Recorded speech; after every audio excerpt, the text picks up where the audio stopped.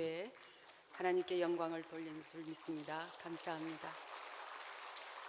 다 함께 일어나서 하나님의 말씀을 받겠습니다. 하나님의 말씀은 사도행전 11장 9절에서 30절까지의 말씀입니다. 교독하겠습니다. 그때에 스데반의 일로 일어난 환란으로 말미암아 흩어진 자들이 베니게와 구브로와 안디옥까지 이르러 유대인에게만 말씀을 전하는데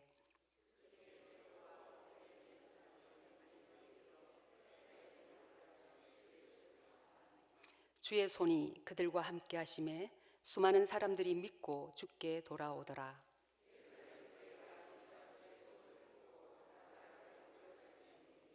그가 이르러 하나님의 은혜를 보고 기뻐하며 모든 사람에게 굳건한 마음으로 주와 함께 머물러 있으라 권하니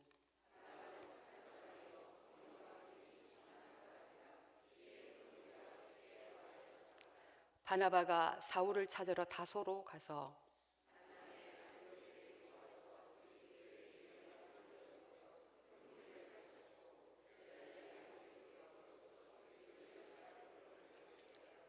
그때의 선지자들이 예루살렘에서 안디옥에 이르니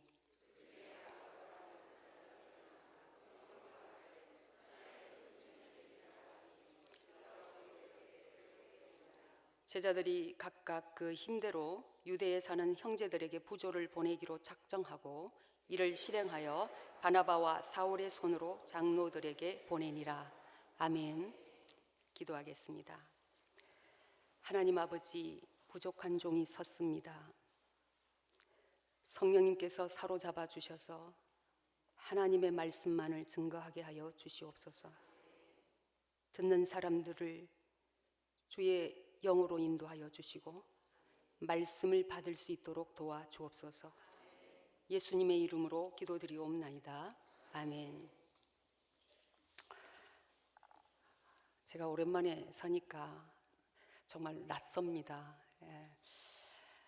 왜 이렇게 떨리는지 정말 여러분들의 기도가 너무너무 필요하다 이렇게 느낍니다.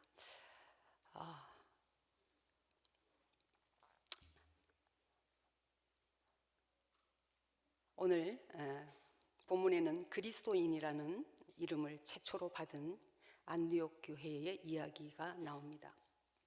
왜 안디옥 교회를 그리스도인이라고 불렀는지, 그들의 삶의 특징이 무엇이었으며, 그리고 그 이름이 주어지기까지 그 배후에서 성령님께서 하신 일이 무엇인지 우리가 들려주시는 음성을 듣도록 하겠습니다.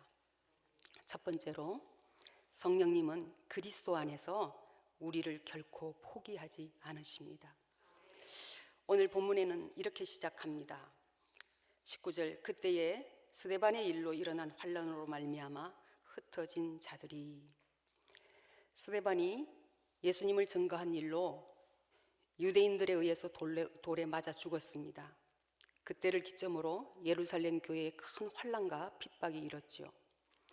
사울을 중심으로 핍박이 시작되었고 환란을 피하여 고향 땅을 떠나야만 했던 사람들이 오늘 19절에 나오는 흩어진 사람들입니다. 여기서 주목해야 할 말은 흩어진 자들입니다. 당시에 이 핍박은 그냥 말로 이렇게 하는 핍박이 아니라 목숨이 왔다 갔다 하는 핍박이었습니다. 그래서 그들은 살려고 도망친 거죠. 그런데 왜 그들을 핍박을 피하여 도망친 자라고 하지 않고 흩어진 자들이라고 했을까요? 흩어졌다는 것은 흩어져서 뭔가 해야 할 일이 있다는 것을 암시하고 있지 않습니까? 그 말은 성령 하나님은 쫓겨가는 그들에게 거는 기대를 결코 포기하지 않았다는 뜻입니다. 우리는 우리 자신을 포기할 수 있습니다. 그러나 성령님은 절대 우리를 포기하지 않으십니다. 왜요? 장차 성령님의 역사에 동참할 사람들이기 때문에 그렇습니다. 오늘 여러분은 어떤 심정으로 여기에 와 계십니까? 혹 여러분 중에 삶에서 빚어지는 많은 어려움들 때문에 어딘가로 내쫓기고 몰리고 있지는 않습니까? 그래서 이제 소망이 없구나 그런 생각을 하십니까?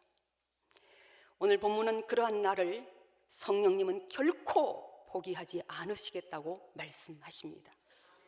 만약 나를 기대하시는 분이 성령님이시라면 기대만 하시겠습니까? 그 기대를 이룰 힘도 주시고 지혜도 주시지 않겠어요? 그 역경이 오히려 성령님의 역사를 이룰 지름길이 되도록 하시는 성령님을 우리가 역으로 기대하라는 말씀입니다. 때로 우리 인생이 모두 끝난 것 같을 때가 있습니다.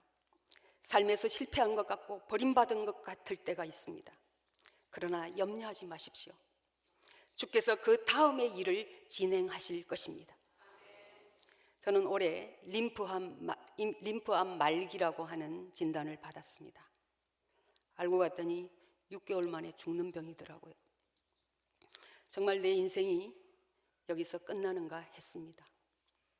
핍박을 피해 간 건 아니지만 질병으로 인해서 교회를 떠나야 했습니다. 그리고 한 요양병원에 죽을지 살지 기약이 없는 상태로 입원을 했습니다.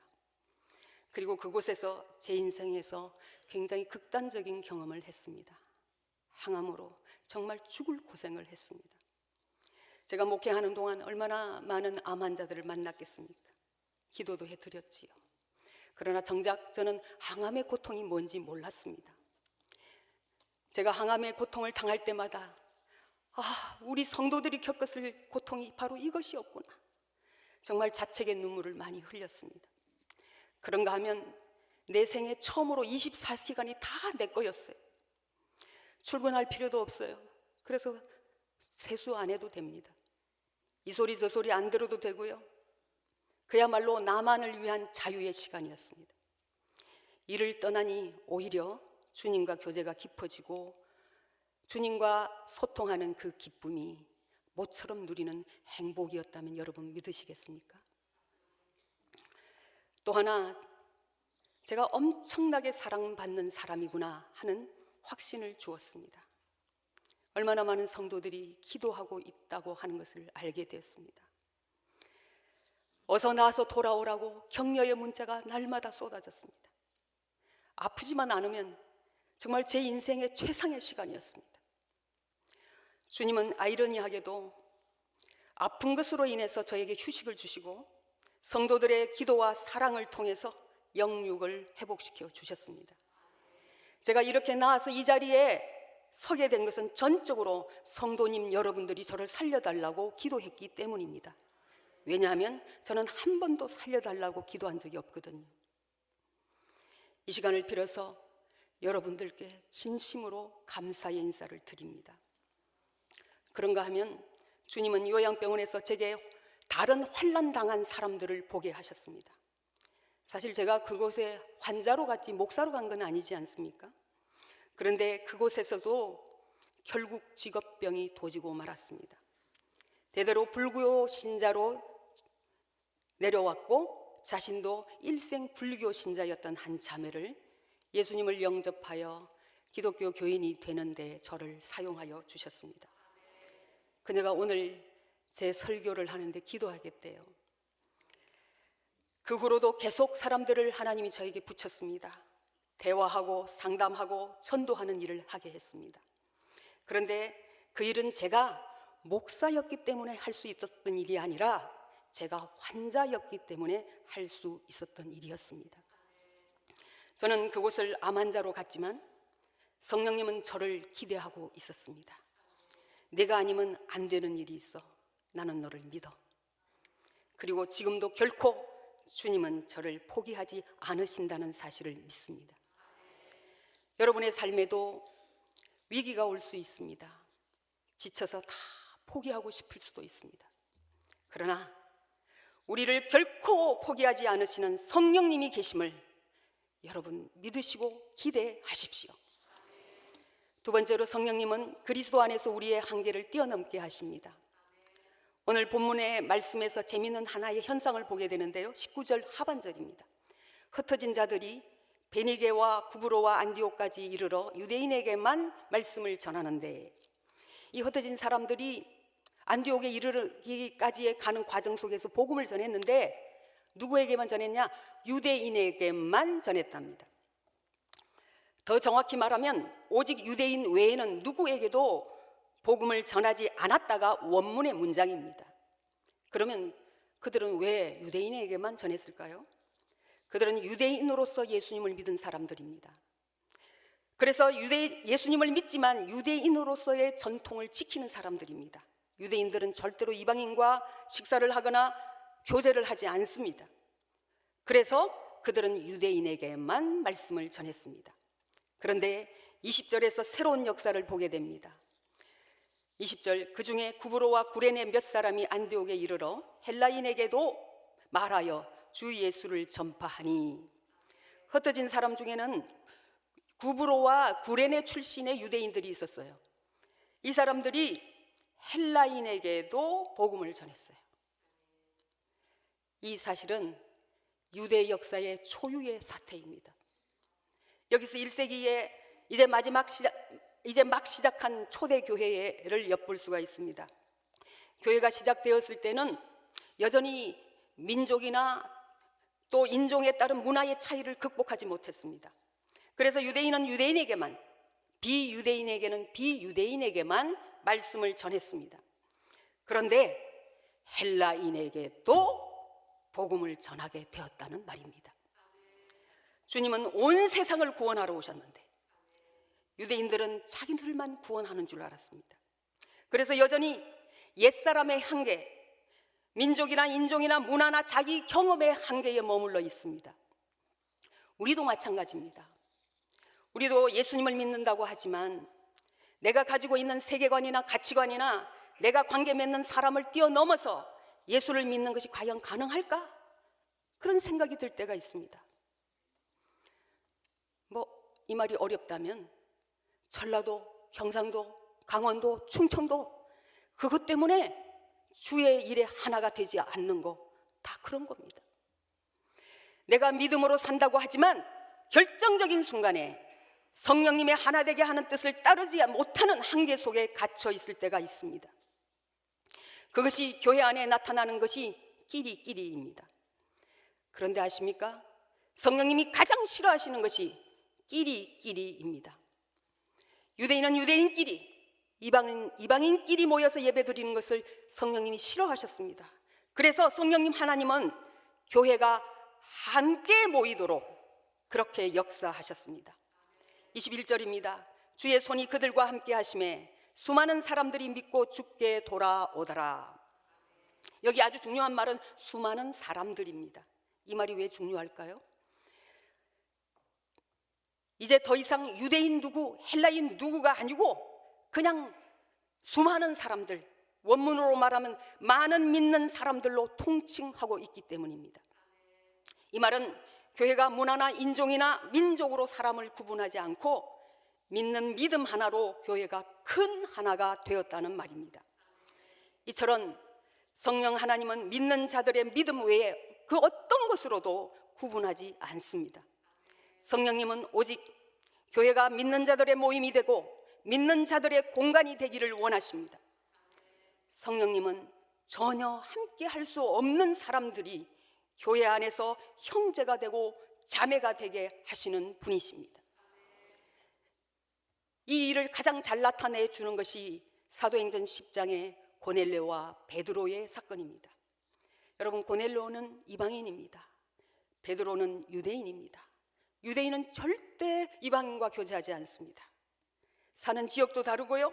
더 중요한 것은 고넬료는 이스라엘을 식민 통치하는 로마의 군인입니다.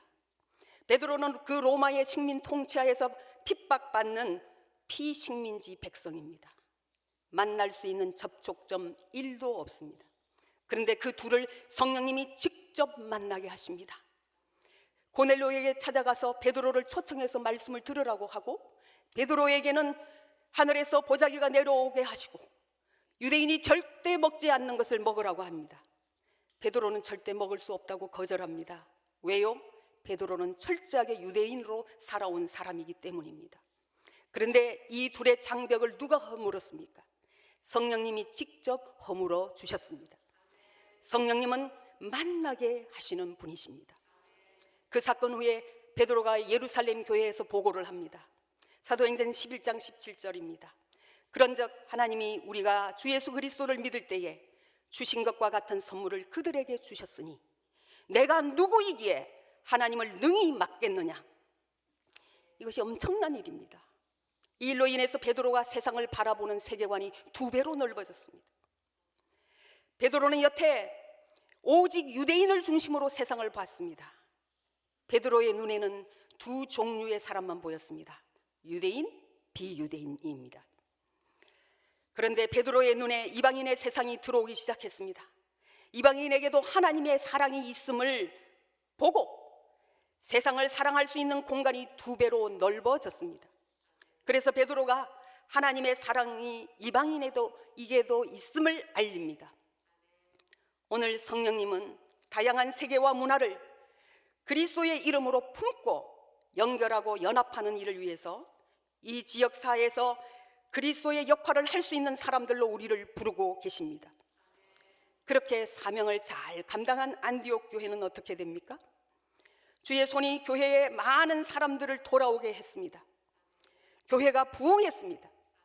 성령님은 이렇게 서로 다른 인종과 문화와 만나서 부흥하는 안디옥 교회를 만들어 주셨습니다.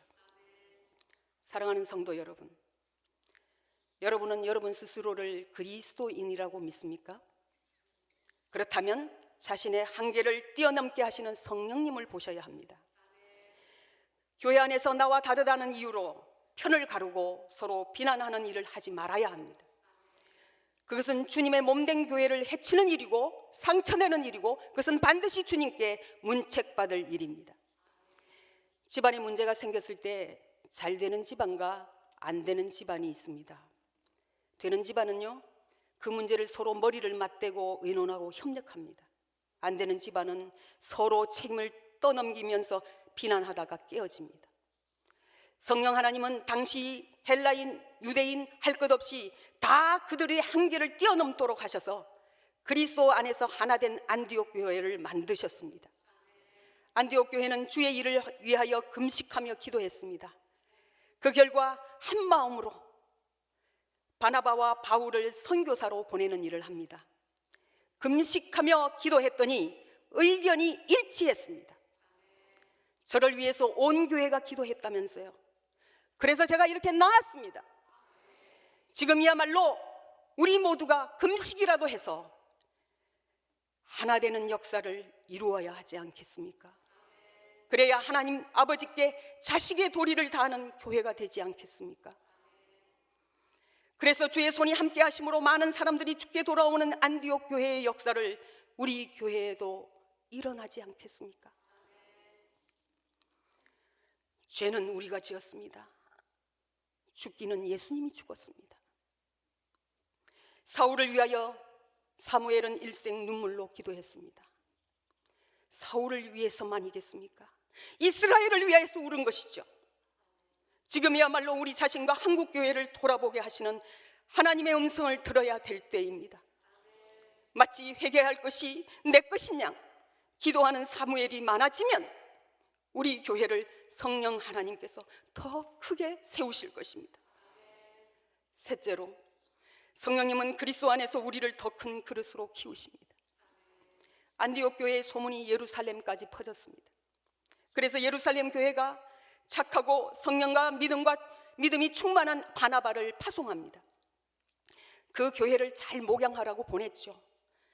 그 역할을 바나바가 잘 감당했습니다.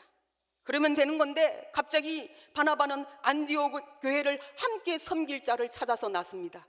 25절입니다. 바나바가 사울을 찾으러 다소에 가서, 오늘 우리 이야기로 바꾸면 목회를 잘 해서 아주 부흥한 교회의 담임 목사가 자기보다 훨씬 능력 있는 목사를 같이 동력하자고 데리고 왔다라는 말입니다.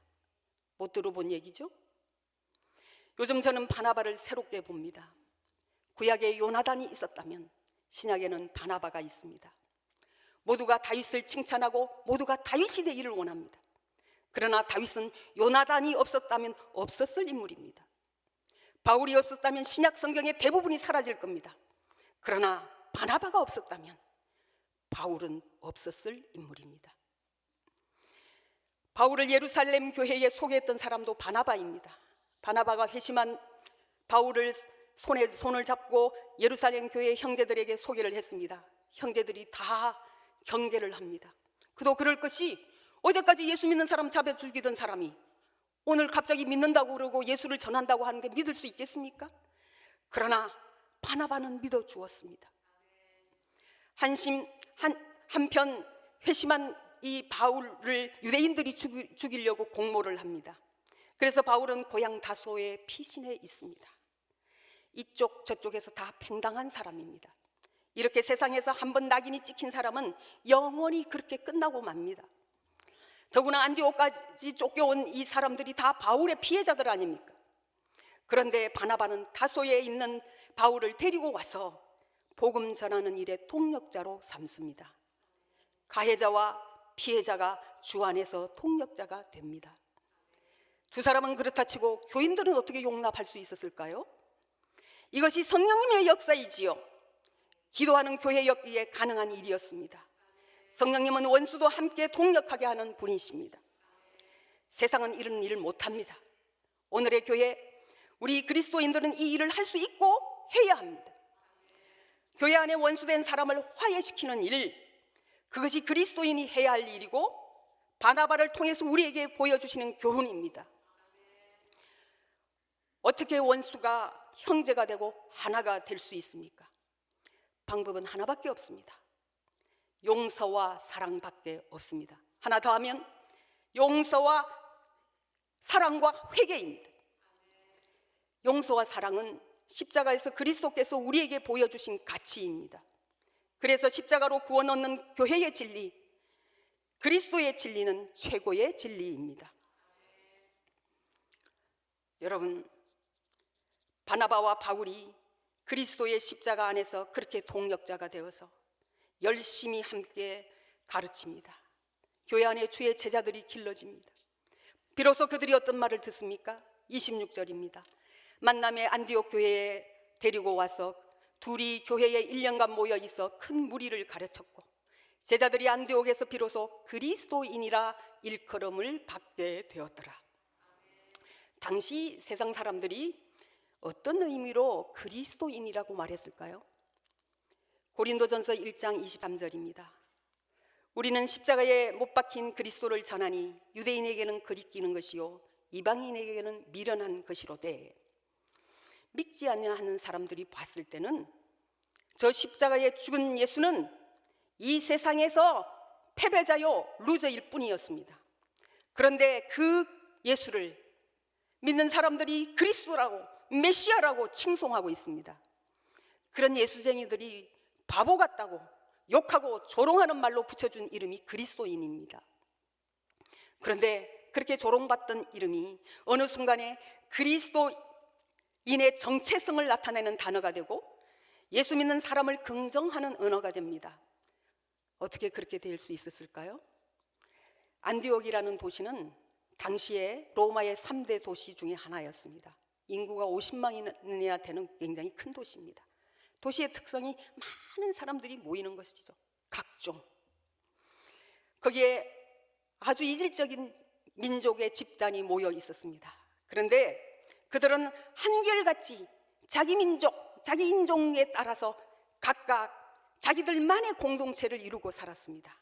그런데 안디옥 교회를 보니까 민족을 초월합니다. 남녀를 초월합니다. 도대체 종과 주인이 한 곳에서 형제라고 그러고 자매라고 그럽니다. 놀라운 일이지요. 이렇게 그리스도 안에서 서로 사랑하고 섬기고 연합하고 함께하는 사람들을 보고 달라도 너무 다른 집단을 보고 그리스도인이라 말했습니다. 여러분, 그리스도인은 자랑스러운 이름이 되었습니다. 그러므로 오늘의 그리스도인인 우리도 서로 다른 세상을 품을 수 있어야 합니다. 여러분들이 어떤 이유에서든 어떤 사람을 미워하거나 혐오하게 된다면 여러분이 사는 세상은 그만큼 좁아집니다. 그러나 반대로 여러분이 그리스도의 이름으로 협력하고 연합하고 함께하면 여러분이 사는 세상은 그만큼 넓어질 것입니다. 하나님은 우리가 이 세상을 넓게 바라보기를 원하십니다. 그러면 교회의 역할이 바뀌게 됩니다. 27절에 예루살렘에서 안디옥으로 선지자들이 내려왔다고 합니다. 예언을 하는데 흉년이 들거려요. 이 이야기를 듣자 안디옥 교인들이 십시일반으로 헌금을 해서 어디로 보냅니까? 예루살렘 교회로 보냅니다. 세상을 더 넓게 보게 되면서 도움을 받던 교회가 도움을 주는 교회로 바뀝니다. 세상을 보는 눈, 그릇이 커지면 성령님께서 우리를 사용하시는 그 역할이 바뀝니다. 유대인과 이방인으로 나눠서 사는 것, 적과 원수로 서로 혐오하며 사는 것, 성령님이 분명히 원치 않습니다. 더불어 그리스도인은 다른 사람과 협력하고 도움을 나눌 수 있기를 원하십니다. 안디옥 교회는 성령님의 이런 마음을 따라 다른 사람을 담을 수 있는 큰 그릇이 되도록 하셔서 자랑스러운 그리스도인이 되게 하셨습니다. 오늘의 우리 교회도 안디옥 교회와 같이 연합하고 돕는 그리스도인으로 성장하기를 원하고 계십니다. 이제 성령님의 요청 앞에 여러분들이 응답할 차례입니다. 저는 이번 주일 그동안 정든 교회를 사임하고 은퇴하게 되었습니다. 하나님께서 말기암을 고쳐주셨고 의학적으로는 암이 없는 상태입니다. 체력도 항암하기 전보다 훨씬 좋아졌습니다. 우리 한경국 목사님은 평소에도 누님, 내가 다른 교회를 가면 꼭 누님 모시고 갈 거야. 그런데 이제 갈 필요도 없지 않습니까? 그래서 제가 얼른 교회에 돌아오고 싶었습니다. 그런데 제가 그냥 병을 앓은 건 아니지 않습니까? 말기암을 앓았습니다. 재발의 위험성은 항상 있습니다. 이것을 염려한다는 것을 알게 되었습니다. 그래서 제가 스스로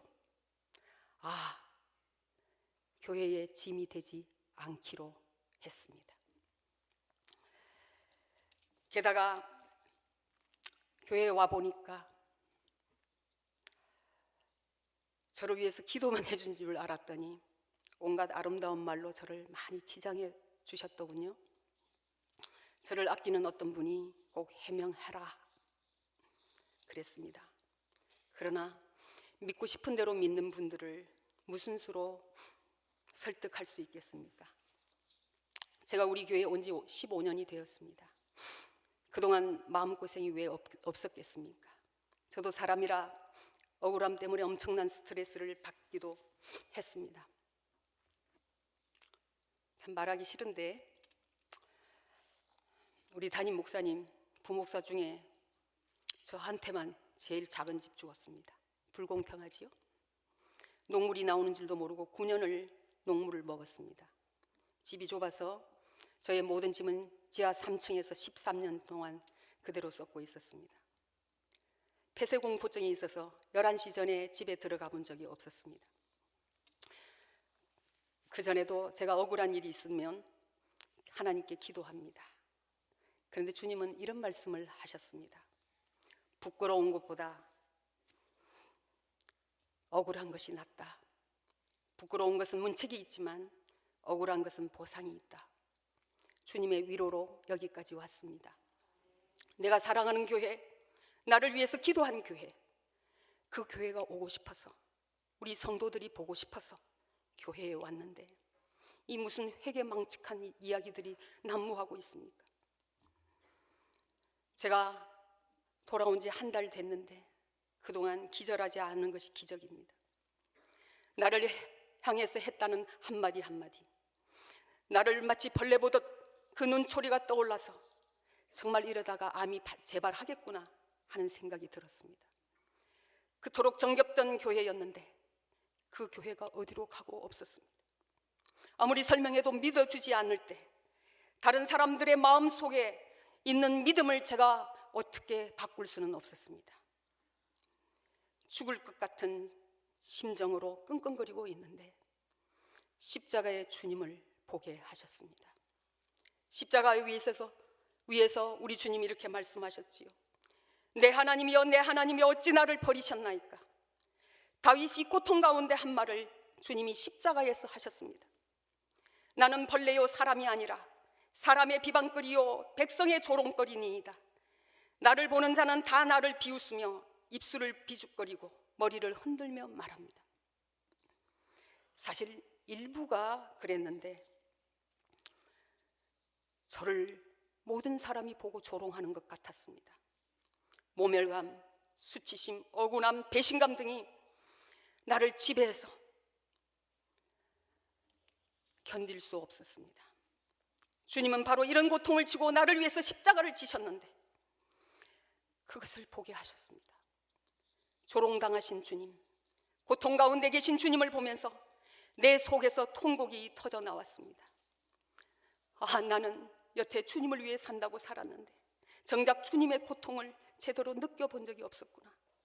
지금껏 주님을 믿어왔는데 도대체 내가 주님의 마음을 제대로 읽어본 적이 있었던가. 하나님이신 그분이 누명을 쓰고 나를 위해 죽어주셨는데 나는 누명을 한순간도 견디지 못했습니다. 밥을 못 먹고 잠을 못 자다가 대상포진에 걸렸습니다. 나는 주님을 닮아가기를 평생 소원했는데 주님과 닮은 데가 한 군데도 없었습니다. 나는 억울한 것이지 부끄러운 것이 아니라고 생각한 것은 저의 착각이었습니다. 저는 주님 앞에서 끝도 없이 부끄러웠습니다. 성도는 목사의 영향을 받지 않을 수 없습니다. 목사가 이 모양이니 성도들이 함부로 말하고 사람을 죽이는 일을 예사로 하는 것이지요. 그것도 저와 관련된 사람이 그랬다면 제가 그만큼 선한 영향력을 미치지 못한 결과이지요. 주님께도 성도님께도 저는 죄인이었습니다. 저는 평소에 성도들의 환송 속에 은퇴하기를 바랐습니다. 주님은 모함을 받아 십자가에서 죽으셨는데 저는 대접받으며 영광스러운 퇴진을 꿈꾼 것이지. 저는 소문을 만들어 유포한 사람, 또 소문을 확인도 없이 믿고 함부로 말한 사람, 많은 억척들, 나를 낙심시킨 사람들을 용서하기가 어려웠습니다. 그러나 이제 오히려 그분들에게 용서를 빕니다. 목회자에 대한 불신이 그들을 그렇게 만들었을 테니까요. 은퇴를 하기 전에 하나님은 제가 목사로서 살아온 모든 세월을 점검하게 하셨습니다. 결코 영광을 취하는 일이 없도록 하셨습니다. 사랑하는 성도 여러분, 이제 이 설교와 저는 부목소라서 마지막 하는 설교일 것입니다. 이 설교를 위해서 준비하면서 저는 많이 회개했습니다. 이제 부끄러운 발길을 돌려야 하겠습니다. 그래서 마지막 부탁을 드리겠습니다. 여러분, 마음을 넓히십시오. 나와 다른 사람을 품는 큰 그릇이 되십시오. 사랑하기를 애쓰십시오. 그래서 하나님 아버지의 마음을 헤아려 들으십시오. 못하겠거든 그렇게 하게 해달라고 기도하십시오. 여러분이 아무리 오라도 사랑하지 않으면 아무것도 아닙니다. 안디옥 교회는 하나 되게 하시는 성령님의 역사에 순종하여 그리스도인이 되었습니다. 우리 교회도 성령님께 순종하여 하나가 될 때 참 그리스도인이 될 것입니다. 그리스도인이 되십시오. 이것이 저의 마지막 부탁입니다. 기도하겠습니다.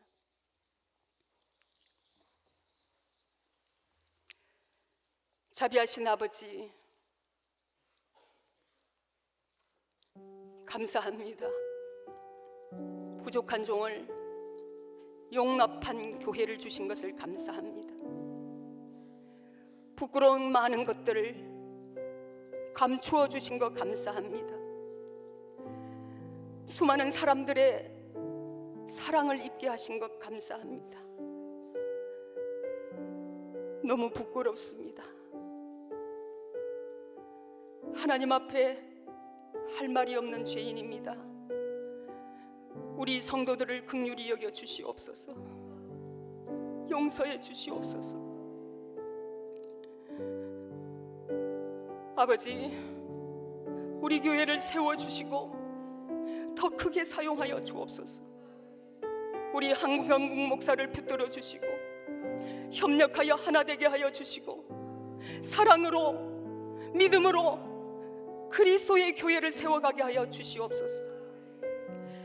교회에 불필요한 이야기들을 이제 더 이상 하지 않게 하여 주시옵소서.